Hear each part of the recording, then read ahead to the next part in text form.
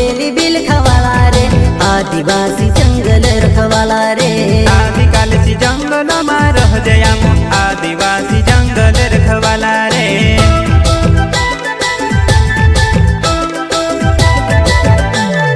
चल जंगल जमीन काज पूजे रे आदिवासी दुनिया ने रखवाला रे बाप देव खतरी काज पूजे रे आदिवासी सबसे निराला रे।